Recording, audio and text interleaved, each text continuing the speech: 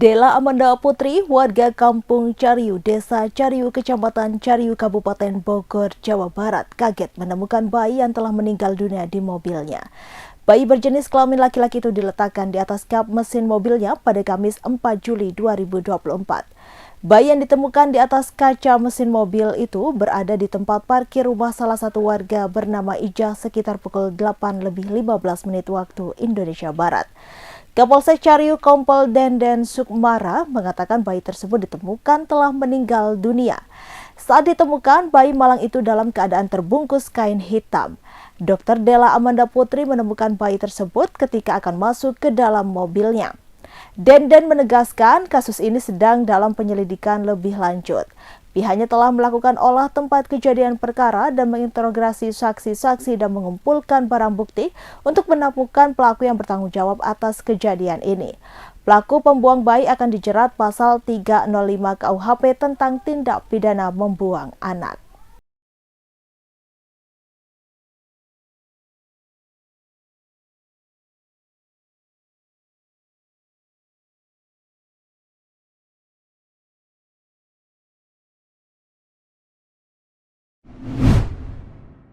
Curhatan seorang perempuan berinisial RNA, 27 tahun, yang tewas dibunuh suaminya sendiri yang merupakan pegawai PT Kereta Api Indonesia menjadi sorotan.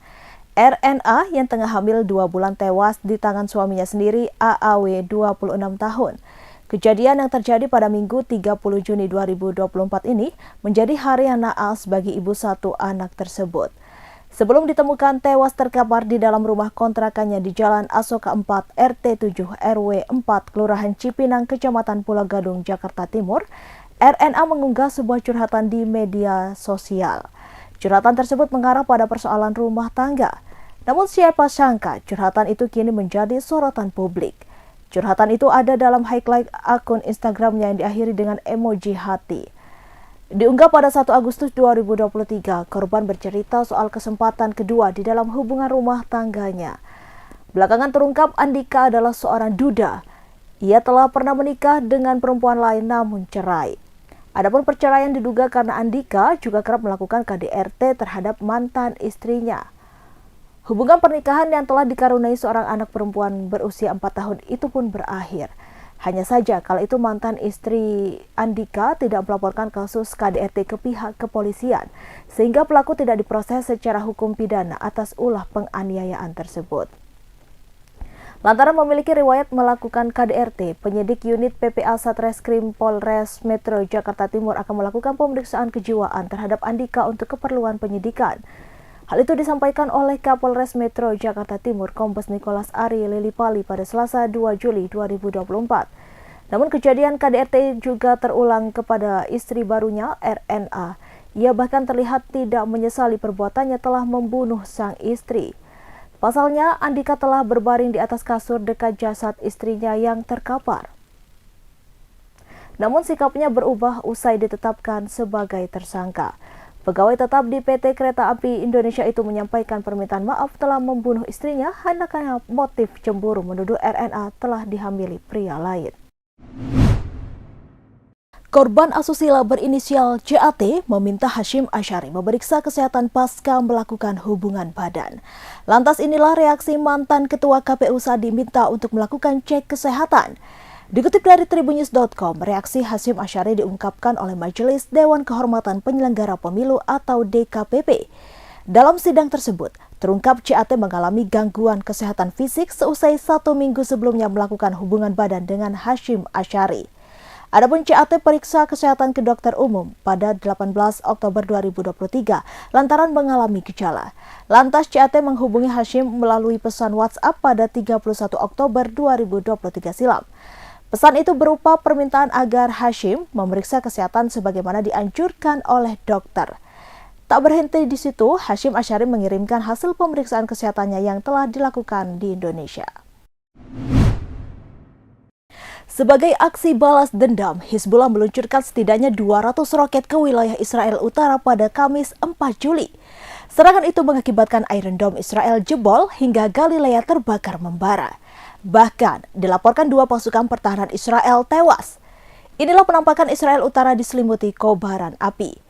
Dikutip dari AFP, petugas pemadam kebakaran bersusah payah memadamkan api di wilayah Galilea Atas. Pasalnya, daerah tersebut terbakar habis seusai diserang 200 roket Hizbullah. Terlihat pepohonan dan ladang yang mudah terbakar habis dalam sekejap. Tak hanya kebakaran di wilayah Israel Utara, serangan roket Hizbullah juga menewaskan 2 tentara Zionis.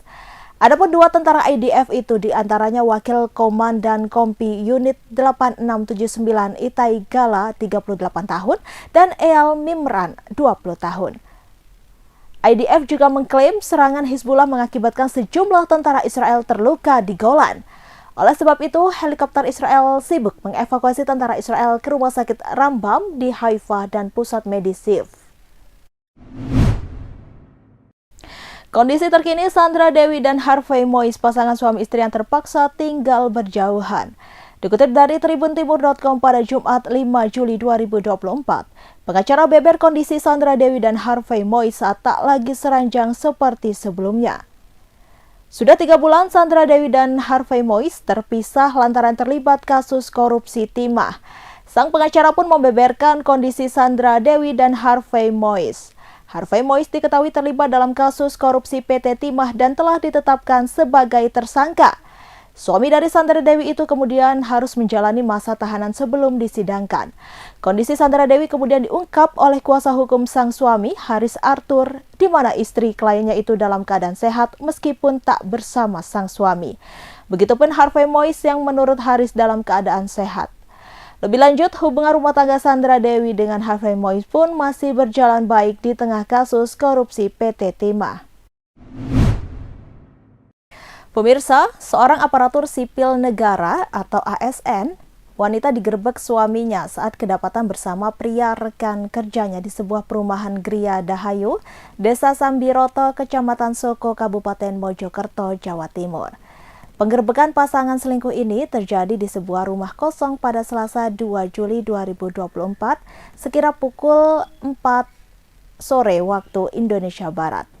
PNS wanita ini berinisial RPSW 34 tahun yang bekerja di pemerintah Kabupaten Mojokerto. Sedangkan pasangan prianya berinisial IM 40 tahun seorang pegawai honorer. Keduanya merupakan pegawai di bagian administrasi pembangunan Kabupaten Mojokerto. RPSW dan IM bersama-sama sudah memiliki pasangan syah. RPSM masih memiliki suami, begitu pula IM masih beristri. Terkuaknya kasus perselingkuhan RPSW dan IM dibongkar suami syah dari RPSW yakni RF. RF menggerebek istrinya yang sedang berduaan dengan IM di sebuah rumah kosong di perumahan Gria Dahayu pada sore hari. RF telah membuntuti sang istri dan selingkuhannya itu saat perjalanan pulang dari pemerintah Kabupaten Mojokerto menuju rumah kosong di Desa Sambiroto. Saat itu RF bersama rekan kerjanya membuntuti istrinya sepulang dari bekerja. Istri RF dan pegawai honorer itu kemudian masuk ke dalam rumah.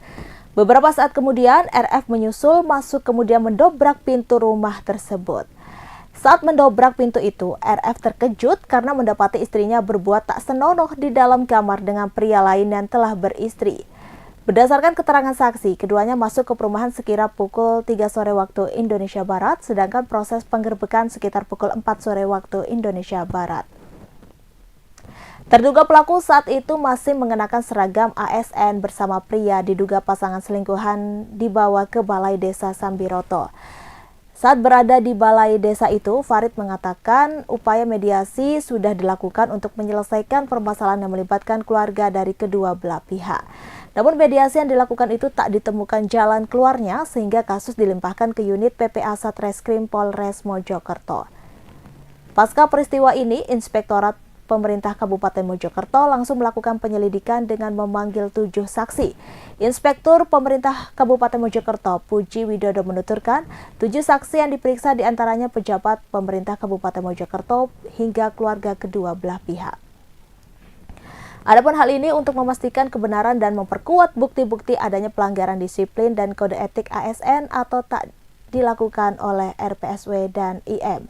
Selain pemeriksaan saksi, kedua terduga pelaku itu juga berencana akan dipanggil. Puji Wibowo mengatakan penyelidikan terkait kasus perselingkuhan ini juga diselidiki oleh PPA Satreskrim Polres Mojokerto.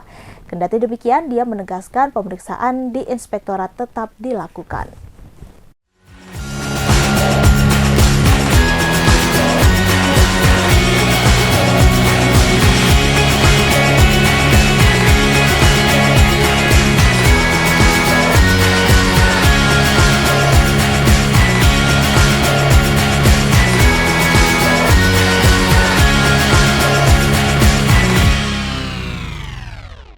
Download Tribun X sekarang, menghadirkan lokal menjadi Indonesia.